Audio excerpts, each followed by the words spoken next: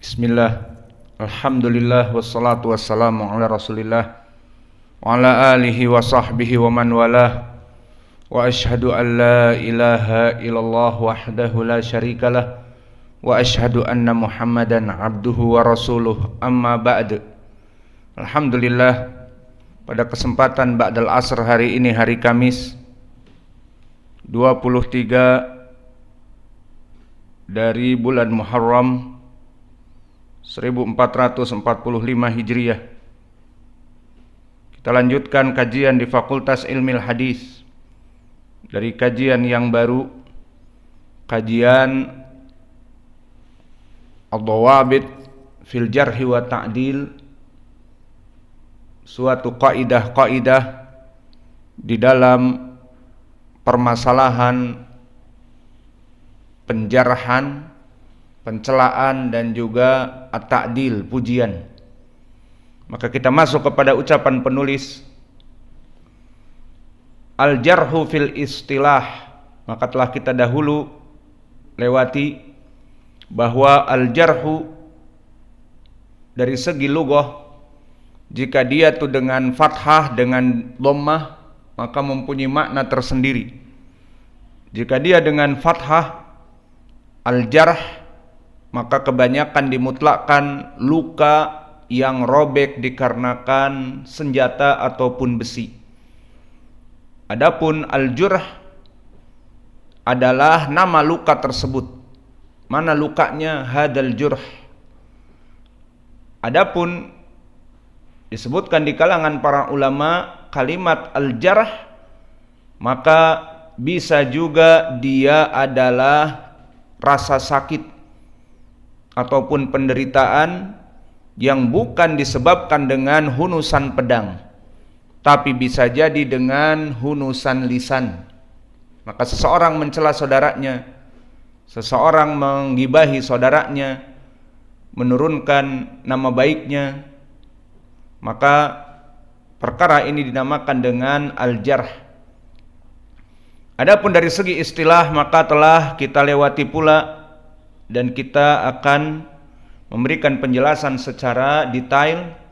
Al-jarhu fil istilah, maka jarah dari segi al-istilah yang kita inginkan, wasfu rawi fi adalatihi aw dhabtihi. Di mana al-jarh dari segi istilah, seseorang mensifatkan kepada perawi hadis, dan prakteknya bukan hanya perawi hadis yang sudah meninggal dari zaman dulu, bahkan bisa dipakai kepada orang-orang di zaman now, seperti para ulama ahli jarhi wa ta'dil menjarah dai fulan, menjarah syekh fulan yang mengajak kepada kebatilan dan kepada pemikiran yang salah, dan telah dinasehati dan tetap melaksanakan kesalahannya, maka dijarah bahwa si fulan adalah demikian dan demikian.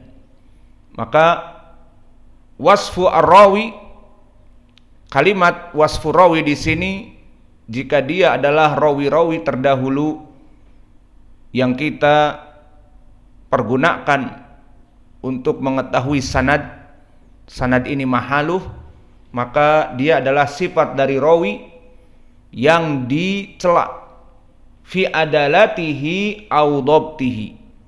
Maka di sini mendapatkan faidah pencelaan kepada seorang rawi bisa dua tempat.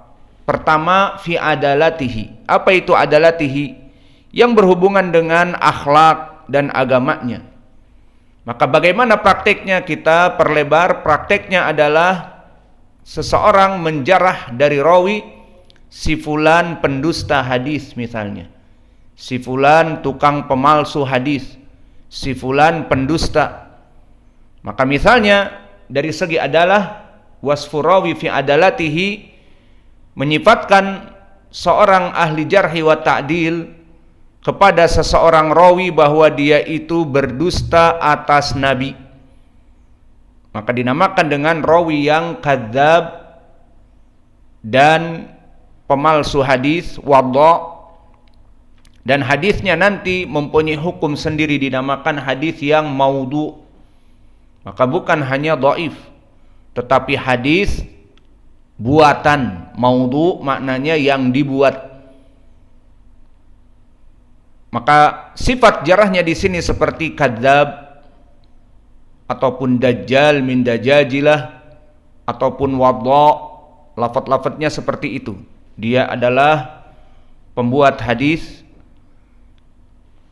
Maka kita berikan contoh sebagai gambaran bagaimana sanad yang dhaifun jiddan dikarenakan rawi yang mat'un fi adalatihi, rawi yang dia itu dicela, dijarah kembali kepada adalah. Maka yang pertama contohnya yang kembali kepada adalah contohnya hadis yang diriwayatkan oleh Imam Ibnu Abdul Bar di Jami' Ulumil Hadis wa Fadlihi, dan juga At-Tamam di Fawaidnya, dan Abu Nuaim di kitabnya Al-Hilyah dari jalan Muhammad bin Ziyad an Maimun ibni Mihran an ibni Abbas. Qala Rasulullah sallallahu alaihi wa ala alihi wasallam, sinfan min ummati idza sallaha salahan nas al-umara wal fuqaha. Maka contohnya dari pembahasan ini, jarah yang diberikan kepada seorang ahlu jarhi wa ta'dil kepada rawi yang mana rawi ini dita'an, dijarah dari adalahnya, di mana dia pendusta dan pemalsu hadis. Contohnya hadis ini, sinfan min ummati, dua jenis manusia dari umatku, jika dia dalam keadaan baik akan baik seluruh manusia. Pertama al-umara, dan yang kedua al-fuqaha. Maka maknanya baik. Al-fuqaha maknanya para ulama, jika baik akan baik umat. Al-umara, jika baik akan baik umat. Namun lafaz ini dhaifun jiddan. Kenapa? Karena tadi sanadnya dari Muhammad bin Ziyad an Maimun ibnu Mihran an ibni Abbas. Maka Maimun ibnu Mihran siqah, namun Muhammad bin Ziyad dia adalah Muhammad bin Ziyad Al-Jazri Al-Kufi Al-Yashkuri. Maka dia dihukumi oleh para ulama sebagai wadha'ul hadis, pemalsu hadis. Seperti disebutkan oleh Imam Ibnu Adi di antaranya, dan juga Abu Hatim Ar-Razi. Berkata Abu Hatim Ar-Razi, matrukul hadis, hadisnya dibuang. Berkata Abu Zur'ah Ar-Razi, yakdzib, bahwa dia terus menerus dalam keadaan berdusta.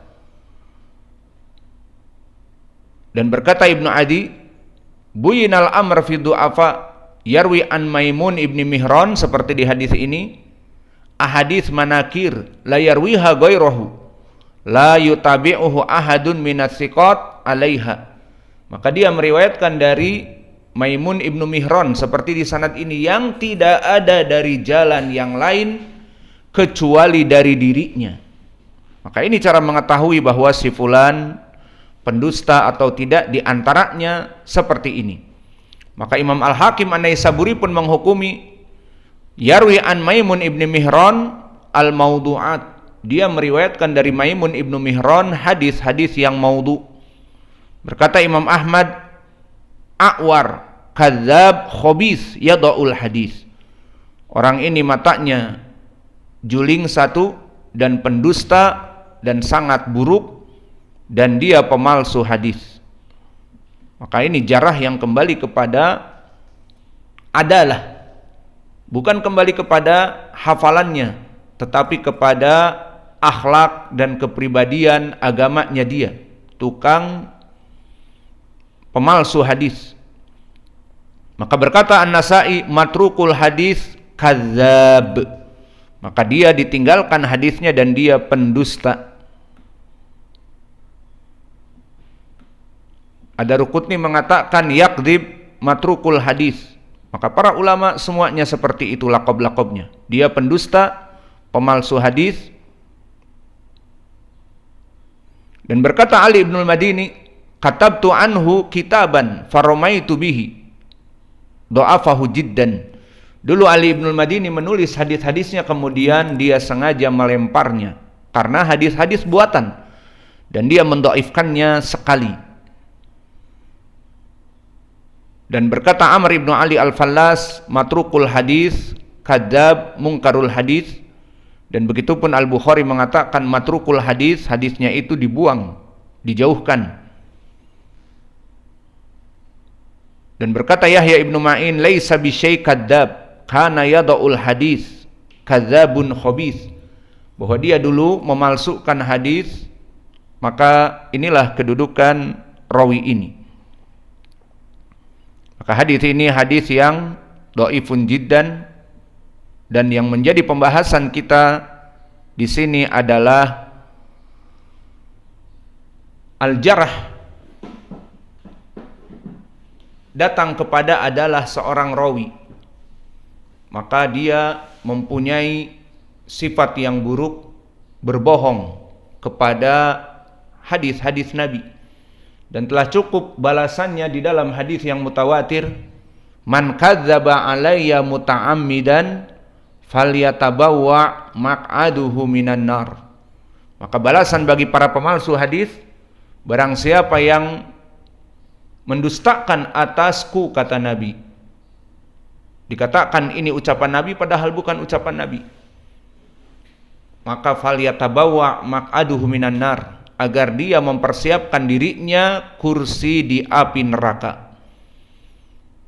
Maka ini contoh dari perkara yang kembali kepada ta'an, jarah kepada adalah, tidak kepada hafalan. Ini contohnya satu tadi, pendusta atas Nabi dinamakan dengan wadda', tukang pembuat hadis. Maka balasannya tadi, dia itu di hari akhirat lebih berhak untuk duduk di api neraka. Dan di dunia dihukumi ijma' para ulama ahli hadis haram meriwayatkan dari dia. Tidak boleh seseorang datang mengambil hadis dari dia karena hadis palsu. Dan contoh yang kedua kita berikan juga masih dalam ta'an adalah, dia tidak memalsu hadis, namun dia misalnya tukang berdusta ataupun pencuri hadis. Yang jelas akhlaknya buruk di sini. Maka hukumnya bagaimana?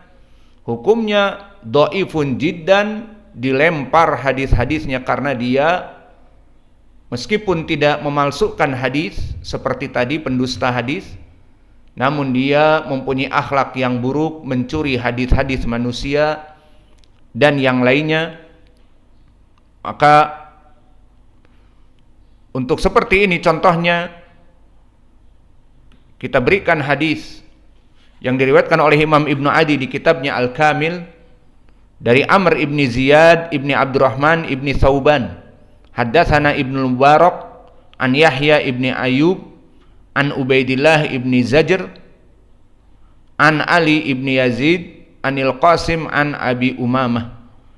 Qala Rasulullah sallallahu alaihi wa ala alihi wasallam, man nadhara ila mahasini imra'atin faghadda basarahu fi awali nadratih razaqahullahu ibadatan yajidu halawataha fi qalbihi. Di dalam hadis dari Abi Umamah, barang siapa yang dia melihat dari aurat perempuan yang bukan haknya, dari apa saja, gambar dan sebagainya, maka dia memalingkan dari pandangan yang pertamanya, maka Allah akan memberikan rizki kepadanya, ibadah yang sangat dia cintai dan merasakan keledatan dari ibadah tersebut. Maka hadis ini dikeluarkan oleh Imam Al-Baihaqi di dalam